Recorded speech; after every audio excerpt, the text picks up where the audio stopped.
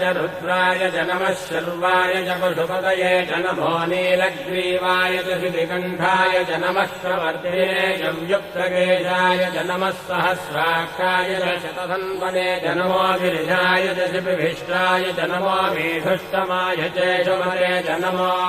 ह्रस्वाय च वामनाय च नमो बृहते च वर्षीयते च नमो वृद्धाय च संवृद्धने च नमो अग्र्याय च प्रथमाय च नम आशवे च जिगाय च नमः शीघ्रियाय च शीघ्राय च नम ऊन्याय च वस्त्रन्याय च नमः स्रोतस्याय च द्वीत्याय च नमो